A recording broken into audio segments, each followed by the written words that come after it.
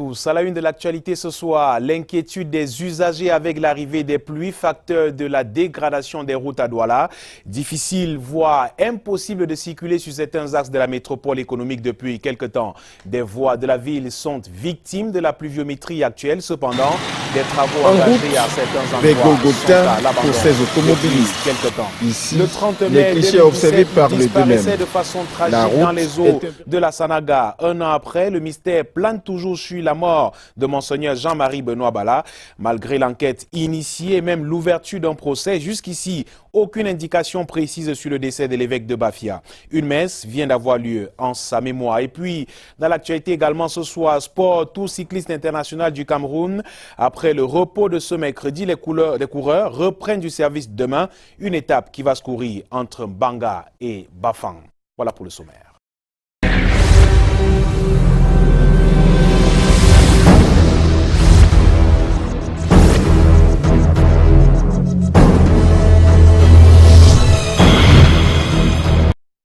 Bienvenue au 19h50, ouvrons par l'actualité dans le nord-ouest du Cameroun. Le centre commercial de Kumbo dans le nord-ouest, justement rasé par les flammes. À l'origine, une rupture de l'énergie électrique selon des habitants. Le retour brusque de l'énergie électrique après 2 jours d'absence. Des commerçants ont tout perdu dans l'incendie survenu aux premières heures de la journée d'hier. Adjama Ramou, au Joseph Fouapon nous en dit plus.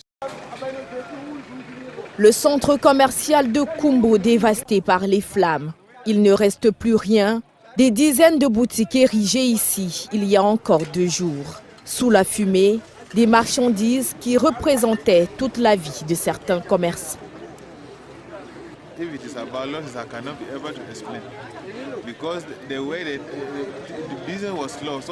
ne peux pas évaluer mes pertes. J'ai récemment réapprovisionné ma boutique. Tout mon commerce est envolé, toutes mes économies aussi, toute ma vie était ici, tout mon patrimoine, tout ce que j'ai était ici.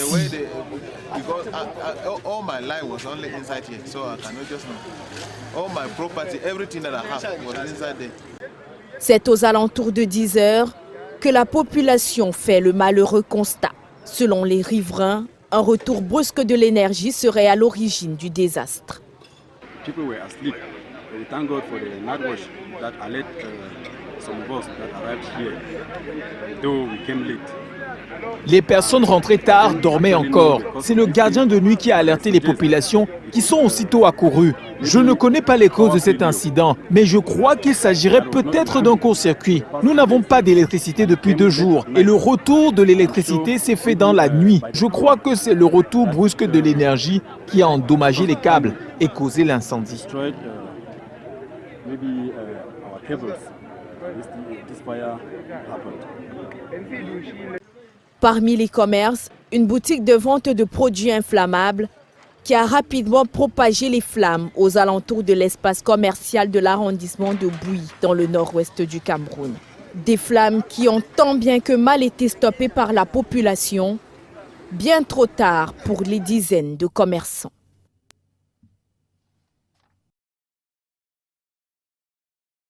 Le calvaire des usagers de la route dans la ville de Douala, à partir du carrefour Total Logbaba dans l'arrondissement de Douala 3e au quartier Japoma, relève d'un véritable parcours de combattants. Cependant, l'axe qui relie le carrefour de la Cité des Palmiers à l'hôpital général se trouve lui aussi dans un piteux état. Avec l'arrivée des pluies, de nombreuses routes se dégradent davantage sous le regard des autorités qui ne font presque rien pour stopper la saignée. Quelques travaux engagés sont à l'abandon depuis quelques temps. Charles Robert Tok et Stéphane Binac ont fait le tour de quelques routes de Douala. En route vers Golgotha pour ces automobilistes. Ici, les clichés observés parlent d'eux-mêmes. La route est un véritable cauchemar pour les usagers. Les pluies aidant, la chaussée est presque inexistante, tout comme le trottoir et les drains. Nous sommes sur la voie Total Logbaba Japoma. Jadis apprécié de tous, ce tracé très prisé des automobilistes est aujourd'hui l'ombre de lui-même. C'est énervant, sincèrement parlant. Regardez une route, regardez une route qu'on venait de dire quoi on arrange. Les Chinois sont venus, ils ont fait leur travail bien, on roulait ici bien, on était à l'aise. Hein?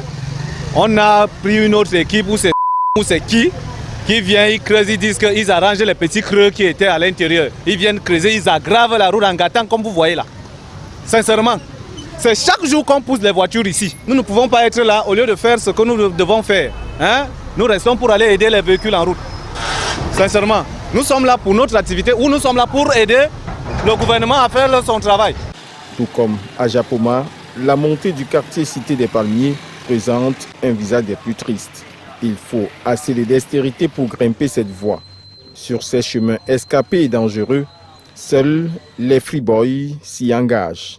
Pourtant, il y a quelques mois, des communiqués avaient circulé rassurant de l'effectivité des travaux sur ces voies. Des déviations avaient même été tracées. Cependant, au lieu de réfection de la chaussée, un saupoudrage est plutôt observé. Quand on sait les pluies devenues intermittentes dans la ville de Douala, des questions fusent quant à l'efficacité des travaux effectués.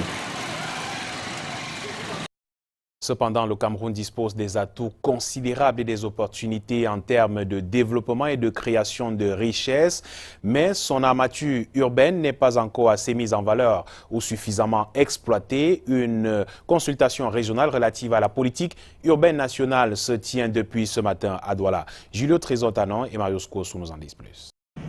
C'est une politique nationale d'urbanisme initiée par le gouvernement du Cameroun sous la houlette du ministère de l'Habitat et du Développement urbain, en collaboration avec les départements ministériels, les collectivités locales et le cabinet de The Partners. Ici à Douala ce mercredi, la tenue de la consultation régionale y est relative.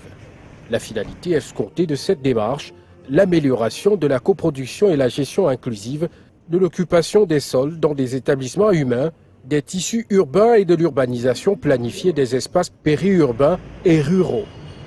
On voulait passer à l'étape supérieure, c'est-à-dire partir des stratégies pour avoir une véritable politique qui doit pouvoir intégrer la notion de smart cities, de villes intelligentes, de villes durables. Pour que les résultats soient atteints, il faut un certain nombre d'exigences. Avoir des villes qui sont interculturelles, des villes qui permettent le vivre ensemble, avoir également des villes qui respectent l'environnement, où l'environnement est au cœur du processus, où l'économie du Cameroun, des villes, soit aussi une économie qui tient compte des questions d'environnement. Les maires prennent aussi part à cette consultation et louent l'initiative du gouvernement. C'est une opportunité importante que nous donne ONU Habitat, n'est-ce pas, de sortir un document stratégique pour que ce soit dans la mobilité dans la ville, que ce soit des problèmes d'eau, d'électricité dans la ville, n'est-ce pas, que le développement de Douala soit un développement réfléchi. Les résultats des consultations vont permettre la mise en valeur de l'armature urbaine du Cameroun, dont le taux d'urbanisation est élevé à 52% en 2010. Une cinquantaine d'entreprises exclues du groupement interpatronal du Cameroun pour des raisons d'éthique. Une décision du patronat qui vise à assainir le monde des affaires au Cameroun. L'assainissement en question passe par la lutte contre la corruption et le non-respect de l'éthique dans les différents secteurs. Les détails avec Lil Piedjou et Armand Pagna. Une cinquantaine d'entreprises radiées du groupement interpatronal du Cameroun pour des raisons d'éthique. Chiffre publié par Célestin Tawamba, président du JICAM. C'est le véritable président et faussaire économique. Le non-paiement des salaires, la non-immatriculation des personnels à CNPS sont autant de manquements, des manquements graves, contraires à l'éthique. Ils nuisent à l'image de l'entreprise et fragilisent la marche annoncée vers l'émergence économique. Autre entorse à l'éthique, la corruption, un frein au développement économique de notre pays. Plus on en parle, plus on a l'impression que le phénomène s'amplifie. Le JICAM retrouve tous ces actes que ces acteurs économiques commettent, parfois même alors qu'ils ont le droit avec eux, et que je nomme comme étant le non-respect des obligations juridiques, fiscales et sociales.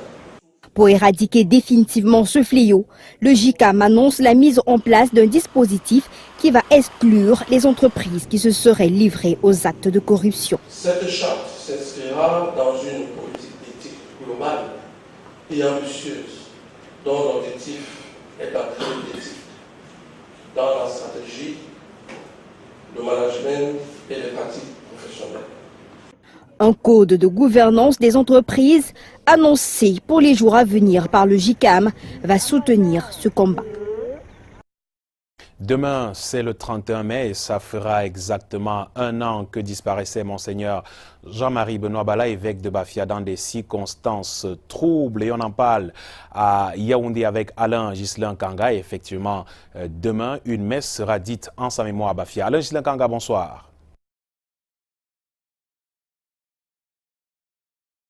Bonsoir Michael Tipkio et bonsoir à tous. Le 30 mai 2017, le pays tout entier a les yeux rivés à Ebebda, à 78 km de Yaoundé.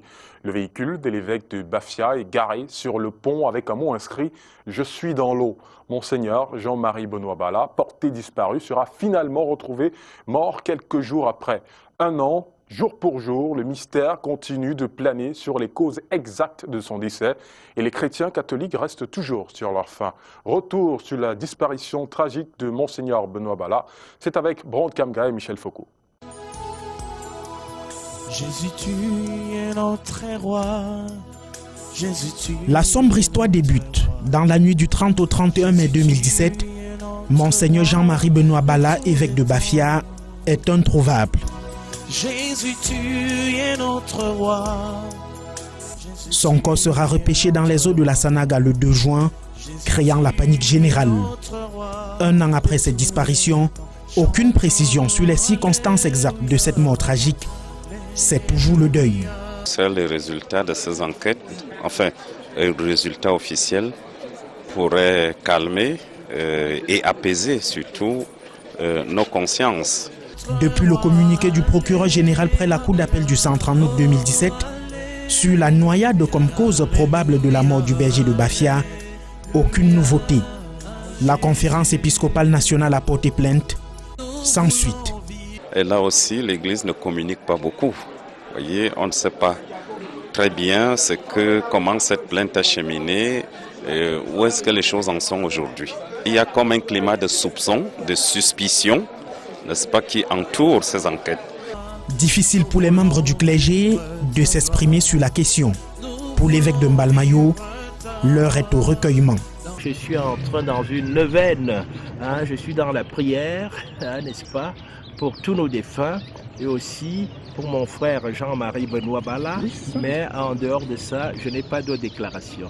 Une messe est justement prévue ce 31 mai en la cathédrale de Bafia. Ceci avant la grande célébration pontificale du 2 juin prochain sur le pont de la Sanaga à Ebebda, où le corps de Monseigneur Jean-Marie Benoît Bala fut retrouvé.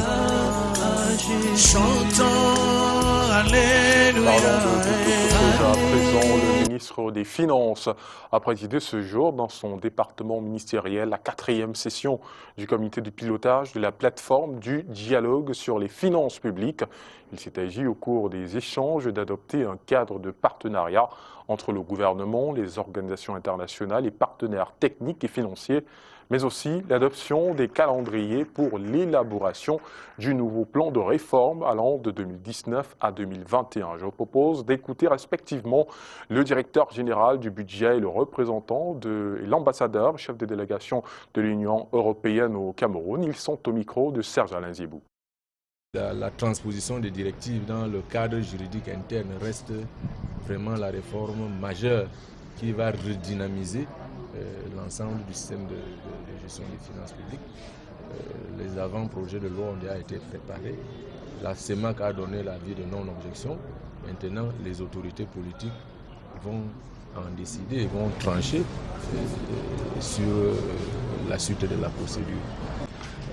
Les directives CEMAC sont bien entendu une décision souveraine des États de la sous-région qui ont été adoptées. Le Cameroun est en train de les transposer en législation nationale. Donc je pense que ce processus est en cours et il est envisagé, semble-t-il, que l'Assemblée nationale l'examinera lors d'une de ces prochaines échéances.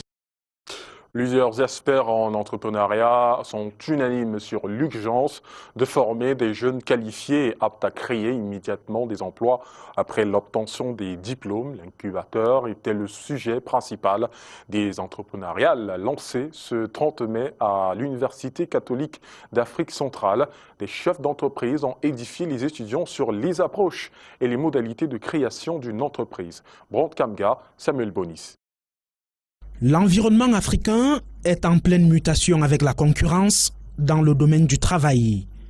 Les plus jeunes doivent faire preuve de créativité. Dès leur formation, une culture entrepreneuriale s'impose. L'Université catholique d'Afrique centrale lance ses toutes premières entrepreneuriales ce mercredi à Yaoundé. Mais la vocation de l'UCAC n'est pas de répondre simplement aux besoins des entreprises. Elle vise bien plus. L'UCAC veut former non pas des employés, ça a été notre slogan, mais des employeurs. À l'amphithéâtre Denis Moguenes du campus d'Ekounou, le forum sur l'entrepreneuriat est modéré par l'évêque du diocèse de Mbalmayo, ancien vice-recteur de l'UCAC. L'enjeu était de se mettre à l'écoute, de partager au sujet de l'entreprise. L'enseignement doit s'articuler à la vie. Les formations doivent s'articuler à la création, à l'entretien, à l'accompagnement de la vie. Un dialogue sur comment, pourquoi avoir une entreprise et mieux la promouvoir qui a connu une grande appréciation des Katosa mais aussi de nombreux amoureux du monde de l'entrepreneuriat. Nous sommes heureux d'avoir aujourd'hui atteint le niveau des entrepreneuriales qui vont voir, qui parlent de l'entreprise dans son ensemble. Et en tant que représentant du gouvernement, nous les y encourageons. L'incubateur by UCAC prend ainsi corps et les meilleurs étudiants reçoivent des bourses pour une jeunesse camerounaise et africaine qui pilotera le train de l'émergence. En santé, la mortalité maternelle et infanto-juvénile continue de préoccuper le gouvernement. Un plan d'urgence a été mis en œuvre pour éradiquer ce fléau. Les travaux effectués ce jour entre les acteurs du secteur et le ministre de la Santé ont permis de constater que les femmes du septentrion et de la région de l'Est sont les plus touchées. Et la situation est alarmante, comme nous le montre ce reportage de Karel Mezatiachouya et Luc Vaudan. Elles sont nombreuses, les femmes qui perdent la vie en donnant la vie au Cameroun chaque année. Environ 6 000, si l'on s'en tient aux statistiques de 2011. La mort frappe également à peu près 80 000 enfants de moins de 5 ans et environ 22 000 nouveau-nés par an dans notre pays. La situation est beaucoup plus alarmante dans les 3 régions du septentrion et dans la région de l'Est, pour une raison bien précise. Dans les régions méridionales, comme on dit, les régions du grand sud du pays, pendant que 80 à 90% des femmes vont aller accoucher à la formation sanitaire, dans les régions septentrionales, c'est seulement 30 à 40%. Le reste accouche à la maison. Or, nous savons que sur 100 femmes qui sont en travail, 15 vont développer une complication. Et si cette complication n'est pas prise en charge là où il faut, elle peut finir par mourir. Donc vous pouvez imaginer ce qui se passe dans ces régions où il n'y a que 30 à 40% de femmes qui vont accoucher à l'hôpital. Pour renforcer à tous les niveaux la pyramide sanitaire en matière de santé, mères, enfants et adolescents, le gouvernement a mis en œuvre un plan d'urgence appelé dossier d'investissement qui pour le moment est implémenté dans les régions les plus affectées depuis 1 an maintenant. Ce 30 mai à Yaoundé, l'heure est à l'évaluation des résultats obtenus. J'ai regardé les informations que les différents délégués ont envoyées. Je pense il y a espoir, on note une amélioration quand même. Le patron de la santé publique, André Mamafouda, préside les travaux. Les délégués régionaux et tous les acteurs de la chaîne y prennent part. Objectif visé, améliorer la santé de la mère, du nouveau-né, de l'enfant et de l'adolescent au Cameroun. Et des erreurs, tout le monde en fait, y compris médecins et infirmiers. Ces derniers et d'autres encore ont été sensibilisés sur les erreurs médicales lors d'une conférence organisée par l'organisation non gouvernementale Fondation Foretia. Plus de détails avec Delphine Fonkoutene et Constant Kamga. L'erreur médicale est un tueur silencieux qui contribue grandement aux problèmes de santé publique au Cameroun. Malgré le fait qu'on ne peut la prévenir ou la contrôler efficacement, L'erreur médicale est évitable. Personne n'est à l'abri d'une erreur. Mais il y a des mesures que l'on fait pour au moins éviter certaines erreurs. Et très souvent, nous avons à dire, l'erreur, ce n'est pas la négligence médicale. Ce n'est pas encore. Quand on va typer l'erreur médicale, on pourra voir après, auditer, on verra que c'est une négligence. Les erreurs médicales, thème de cette conférence, à laquelle prennent part médecins, infirmiers et techniciens de laboratoire, entre autres. Armand Séraphin Kouetieu, médecin de la santé publique, échange avec ces derniers, notamment sur les différents types d'erreurs médicales. Les erreurs diagnostiques, les erreurs de traitement, les erreurs de prévention et les autres. Cette typologie me tient parce qu'en fait, lorsque le patient arrive à l'hôpital, le diagnostic, c'est comme la définition du problème du patient. Quand il y a une erreur diagnostique, elle peut être soit parce qu'on a omis quelque chose ou soit parce qu'on a commis quelque chose. Naturellement, les erreurs de prévention, ce sont celles sur lesquelles on n'a pas communiqué, on n'a pas dit au patient l'action prophylactique, oui, tu souffres de tel, mais tu peux faire tel pour ne plus avoir cela. Cette initiative de la fondation Denis Anne-Lénora Foretia vise notamment à sensibiliser le public sur les erreurs médicales et proposer des politiques pouvant aider à la prévention et au contrôle des erreurs médicales au Cameroun. L'établissement camerounais de sang verra bientôt le jour au Cameroun dans l'optique d'améliorer l'offre. Un établissement français de sang s'est engagé ce 30 mai à Yaoundé à le construire dans les prochains jours. Et c'est le fruit d'un partenariat signé entre le représentant de cette structure et le ministre de la Santé publique, Karel Mezatachouya et Luc Vendor. Les besoins de sang sont importants au Cameroun. Seulement, l'offre est largement inférieure à la demande. Nous avons besoin annuellement d'un peu plus de 400 000 poches de sang et nous n'arrivons pas à dépasser le cap de 100 000. C'est dire donc que nous sommes en dessous de 25% de nos besoins et il nous faut absolument progresser. L'établissement français du sang qui va dans les tout prochains jours construire l'établissement camerounais du sang arrive donc à point nommé. Le ministre camerounais de la Santé publique, André Mamafouda, et le représentant du président du dit établissement, Philippe Berline, paraphent ici la convention de partenariat relative. Vous avez un grand besoin puisqu'il vous manque 300 000 donneurs à peu près. La construction va prendre effet dans les semaines ou mois qui viennent, grâce en particulier au financement de la Banque islamique de développement qui va permettre la tenue d'ateliers et de faire venir des experts qui vont définir des axes de travail. L'aboutissement d'un travail de longue haleine. De quoi renforcer la coopération entre le Cameroun et la France. Et le Cameroun pourra, moi je l'espère très vite, disposer des poches de sang dont il a besoin. Pour l'instant, 25% seulement de ses besoins sont satisfaits, donc on est loin du compte. Et il faut donc agir vite. Il est question d'assurer en quantité et en qualité les produits sanguins qui vont permettre de sauver des vies. Avec l'opérateur national français, expert dans le domaine, le Cameroun a l'opportunité d'avoir une assistance technique qui est déjà avérée. Sport à présent, et on parle du Tour cycliste international du Cameroun, et c'est avec vous, Michael Tipio. Bonsoir. Bonsoir Alain. Du cyclisme effectivement avec le 15e Tour cycliste international du Cameroun qui reprend du service demain, jeudi avec la 5e étape Banga-Bafang. Après un repos mérité ce mercredi à Limbé, mais bien avant cette étape, nos envoyés spéciaux reviennent sur le bilan à mi-parcours, sur la route du Tour justement. Retrouvons Alex Lembé et Francis Ngebna. Richard Noël du club de la Défense conserve son maillot jaune après la 4e étape courue ce mardi entre Douala et Limbé. Étape longue de 75,5 km. Même si le Français est arrivé dans le peloton, bonne stratégie de course, il garde toujours quelques secondes d'écart entre le vainqueur de l'étape, le Slovaque Harry Martin, qui aujourd'hui fait la fierté de son encadreur. J'aime beaucoup de cette course, j'aime beaucoup de cette étape. On a quelques tactiques. À dernier kilomètre, on sommes 4 coureurs dans le premier groupe. Alors on va attaquer. Et pour nous, c'est deux importantes choses. bataille pour la victoire d'étape et bataille pour le classement général. Après le premier départ fictif donné à la place de la Besseke à Douala, le véritable départ sera donné 7 km plus loin.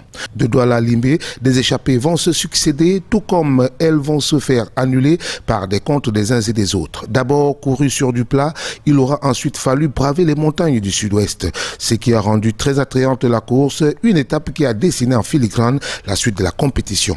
Je pense que je peux aller loin si j'ai un équipier qui va récupérer. Il était un petit peu malade aujourd'hui, Alexis Tortolo. Donc s'il récupère bien, j'aurai un équipier en plus et dans la montagne. Donc ça va m'aider. Je pense que pour pouvoir l'emmener au plus loin possible, le maillot. Hormis le couac météorologique enregistré à Douala lundi dernier avec cette forte flotte qui s'est abattue sur la métropole économique, Honoré aussi, le président de la fédération, fait le point à mi-parcours. Nous avons nos cyclistes, le meilleur, le plus talentueux, Kamzon, qui est à 1h30 du maillot jaune. Je crois qu'à cet instant précis, tout est possible. On ne peut pas aujourd'hui affirmer avec précision ou avec assurance que le Cameroun ne peut pas être maillot jaune. Comme depuis le début de cette 15e édition, le maillot blanc à pois rouge de meilleur grimpeur est revenu au Rwandais Jean Bosco Shingimana.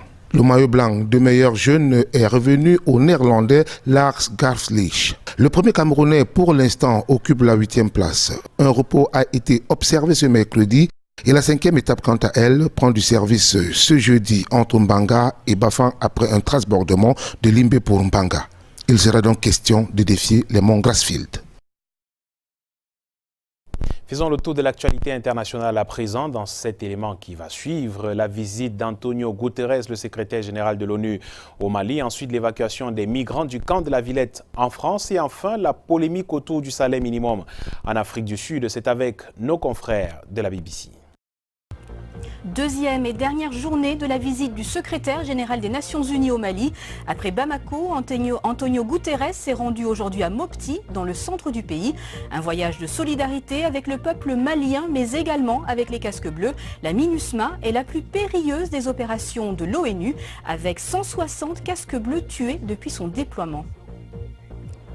Le plus gros camp de migrants de Paris a été démantelé. Ce matin, les forces de l'ordre ont lancé l'opération d'évacuation du camp de la Villette, où environ 1700 personnes avaient cherché refuge. Il s'agit de la 35e évacuation organisée dans la capitale française depuis 3 ans.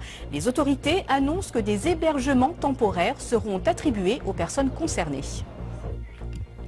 Et puis en Afrique du Sud, réaction mitigée à l'introduction du salaire minimum adopté hier au Parlement. Fixé à 20 rentes l'heure, soit environ 1,60 $, il est jugé trop faible par certains, mais l'ANC s'en félicite. Selon le parti au pouvoir, cette avancée significative va permettre aux populations de ne plus toucher, je cite, des salaires qui s'apparentent à de l'esclavage. Voilà qui fait l'essentiel de l'actualité ce soir au Cameroun et en Afrique et au monde d'ailleurs, dans le monde d'ailleurs. Merci d'avoir suivi.